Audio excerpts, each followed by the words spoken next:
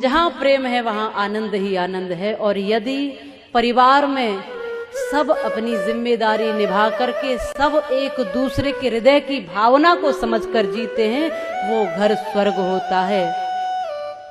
जैसा कि मैंने कहा भी था शायद कि आकाश में नहीं है स्वर्गों की कोई दुनिया।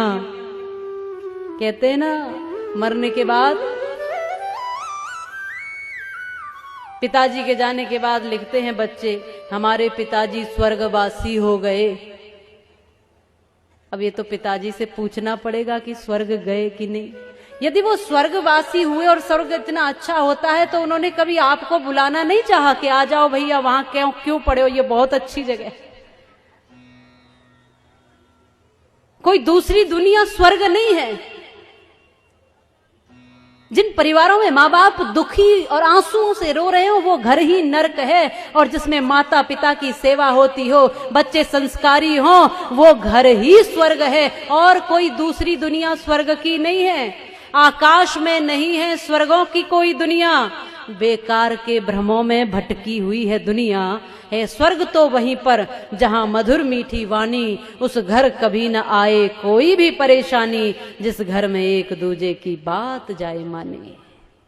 एक दूसरे को समझकर जहां लोग रहते हैं वो घर स्वर्ग होता है।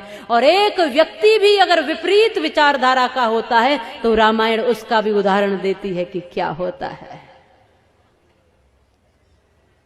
प्रत्येक व्यक्ति की, छोटे या बड़े, प्रत्येक व्यक्ति की उतनी ही जिम्मेदारी और उतना ही कर्तव्य है।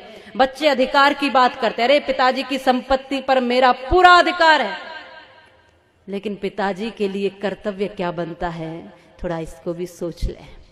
और बड़े भी ऐसा करते हैं, अरे भाई पैदा किए हैं तो कौन सी बड़ी बात है, उनका भी एक जीवन है, वो भी एक स्वतंत्र सत्ता है ईश्वर की, वो भी एक वही तत्व है जो तुम है।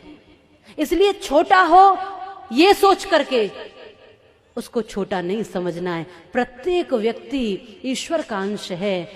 हो सकता है कि बड़े लोग कुछ दिन पहले इस दुनिया में आ गए हैं, बच्चे थोड़े दिन बाद इस दुनिया में आए हैं, बस उतना ही तो अंतर है, समय का अंतर है बस। क्योंकि बड़प्पन तो व्यक्ति के कर्म से होता है। जो छोटों को भी गले से लगा कर चले, जो छोटों को भी संभाल कर चले, जो छोटों को भी उनका कर्तव्य बताते हुए उनकी भावनाओं को समझते हुए चले, वो बड़ा है, चाहे फिर वो कोई भी हो। इसलिए हम सबको एक दूसरे की भावना से जुड़ करके अपना घर मंदिर बनाना है, अपना घर स्वर्ग बनाना है। वो एक गीत गाती थी पहले, घर में महिलाएं माताएं गाती थी कि घर को ही मंदिर बनाऊंगी, कहीं बाहर न जाऊंगी। शायद आप भी गाते हो, पहले हमने सुना था कि सास अपनी को कौशल्या बनाऊंगी, ससुर जी को दशरथ बनाऊंगी, पति को मैं राम बनाऊंगी, कहीं बाहर न जाऊंगी। मैंने ऐसे कुछ शब्द गाती थी कि मैं घर को ही मंदिर बनाऊंगी, घर ही तीर्थ बन जाएगा। जब मैं देखूंगी तो दशरथ और कौशल्या के रूप में देखूंगी सास ससुर को, पति को देखूंगी तो राम के रूप में देखूंगी, और यदि मैं खुद पार्वती बनी तो भोलेनाथ के रूप में देखूंगी, और मेरा तीर्थ, मेरा मंदिर, मेरा घर ही हो जाएगा। फिर बाहर जाने की जरूरत क्या है मुझे, जब घर ऐसा हो जाए। ऐसा माताएं गाती थी, उनके सामान्य शब्दों में कितनी गहराई छुपी होती थी। आज हम घरों को नर्क बना रहे हैं। क्या बना रहे हैं? घरों को नर्क बना रहे हैं, स्वर्ग नहीं बना रहे। ये सोच